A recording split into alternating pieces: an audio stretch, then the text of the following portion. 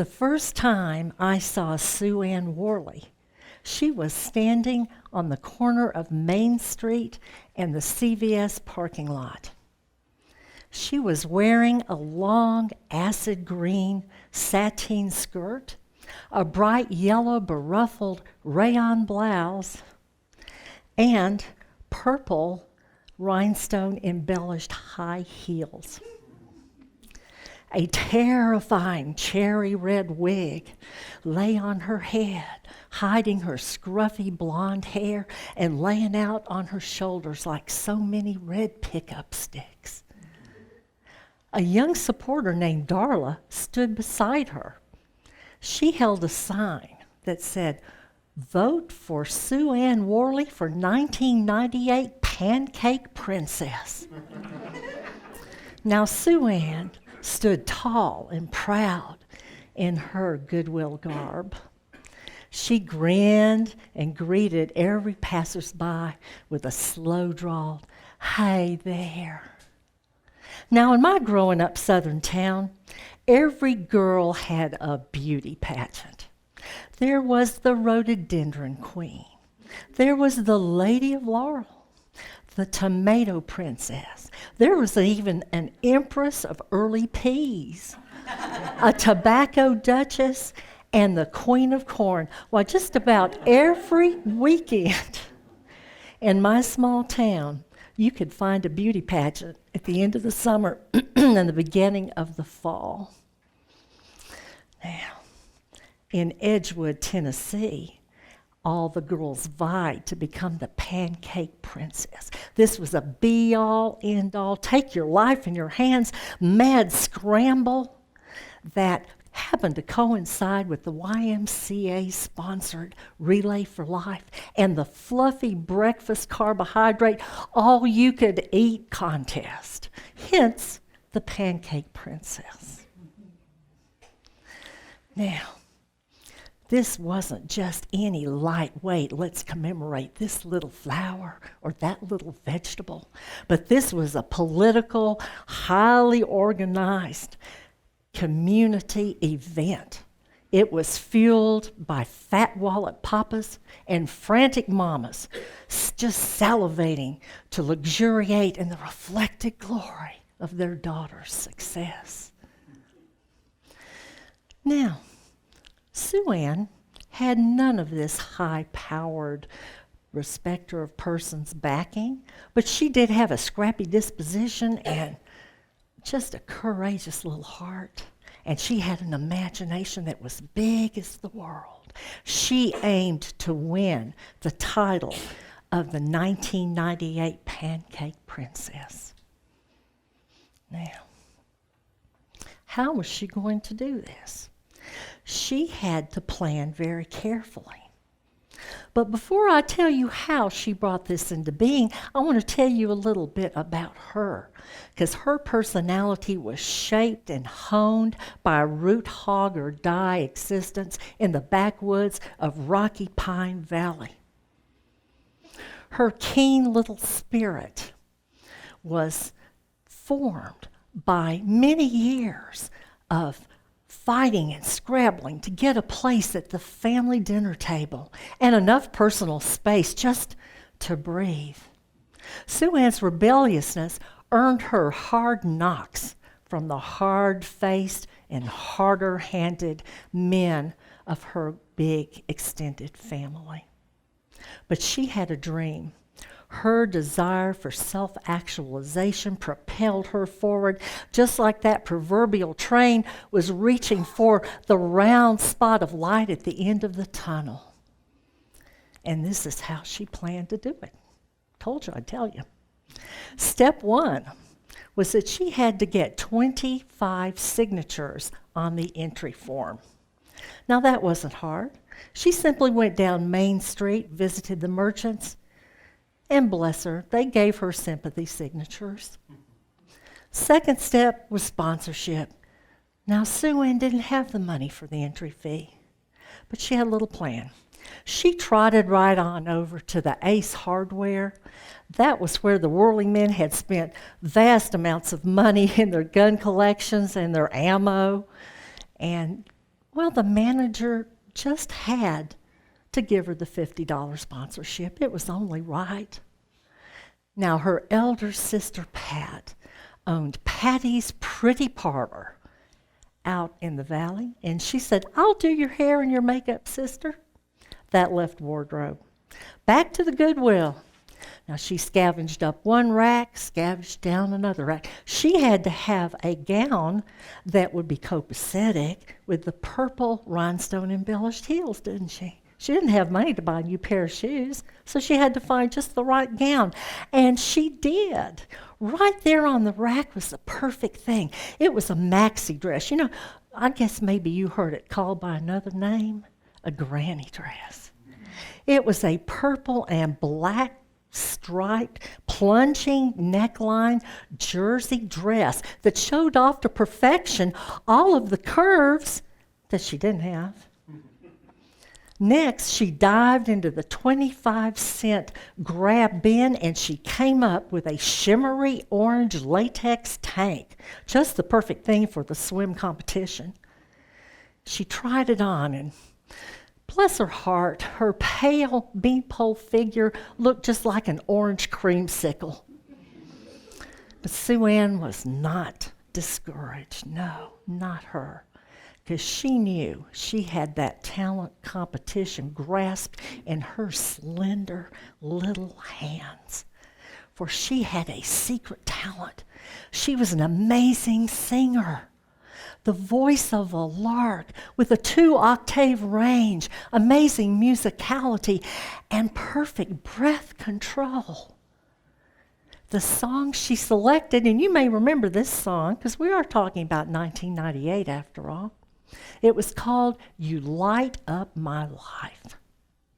And this song was perfect for her because it accented her musical abilities as her voice could soar up to a bell-like high C and then descend in perfect pitch to a throbbing mellow tenor G. Her vibrato was subtle and accented the emotive lyrics of this song to perfection. While she practiced in the bathroom every night for months, in the shower until she ran out the water reservoir. So now we are coming to the night, the evening of the pageant. The Edgewood High School auditorium is filled to overflowing. There's no place for anyone even to stand at this point. And the fire marshal was outside at the front door, and he was pushing people away. No, you can't go in. And scores of people just stood outside the building, hoping to hear or get a glimpse of the pageant. Sue Ann and all of her finery joined the prancing, beautifully coiffed and gowned young ladies backstage. Well, let me tell you, they took in the blonde Shirley Temple ringlets. They looked at the maxi dress. There were quite a few insulting stares and snide remarks exchanged behind gloved hands. But there was something different this night. There was a little bit of dis-ease because they all sensed that there was something different tonight about Sue Ann. Not mealy-mouthed, but with a little bit more backbone. There was a strength there and a determination that they had never seen in her before. I mean, after all, she had been, her appearance and her wardrobe, an object of ridicule for them since the first grade. But tonight, there was something a little bit different. So the pageant began. The girls paraded before the judges, the man who owned the Chevy dealership, the First Presbyterian Church choir directress, and the beloved front desk lady at the YMCA.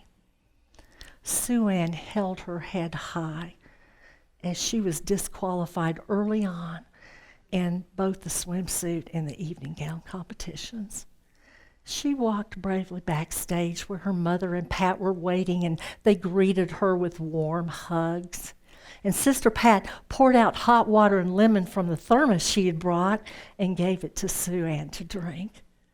Mother chafed her cold hands, and Pat whispered encouragement. a musical interlude sounded. And the young girl who had just finished clogging to this elegant 18th century tune, Ode to a Swan, clattered off stage. Sue Ann Worley, called the car dealer, and she glided on stage, graceful despite the 3-inch heels. The introduction to her song sounded.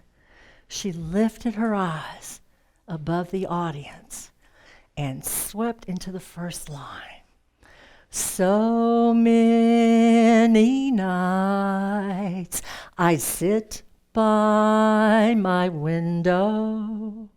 And then she finished full-throated and confident at the last line. You light up my life.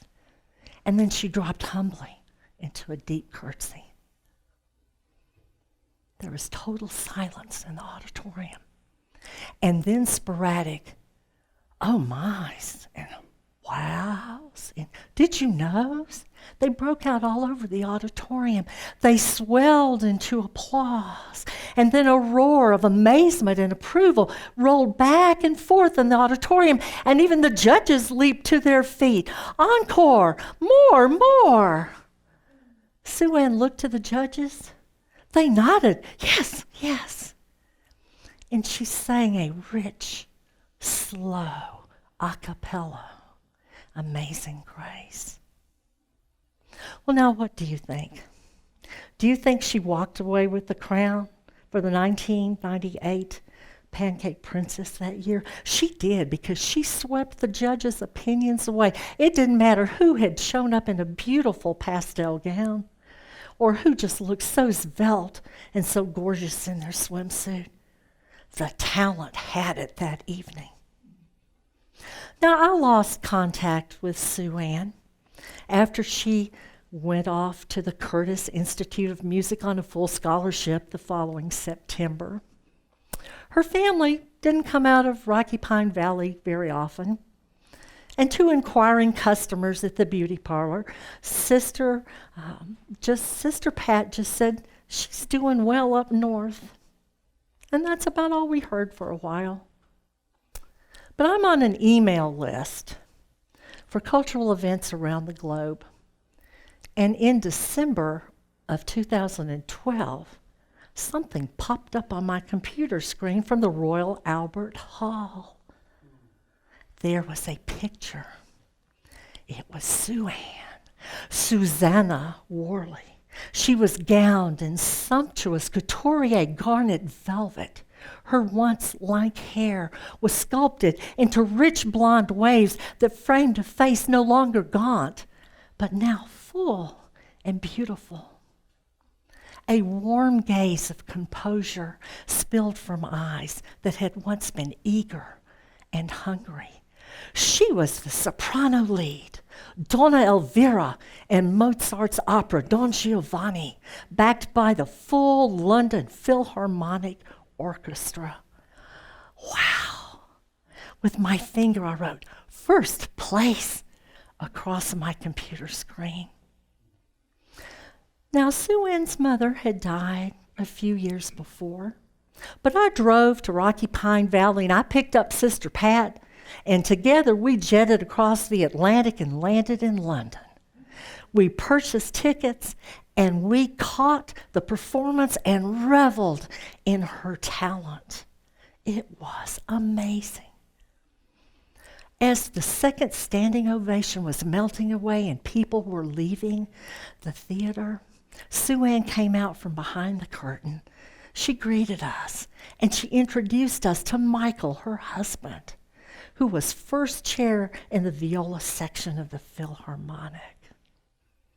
In a few minutes, the nanny brought out the little 2-year-old daughter, a beautiful little child. We spent 4 delightful days with this accomplished and cultured young woman and her lovely family. The Pancake Princess had grasped a hold of that dream, and Sue Ann was indeed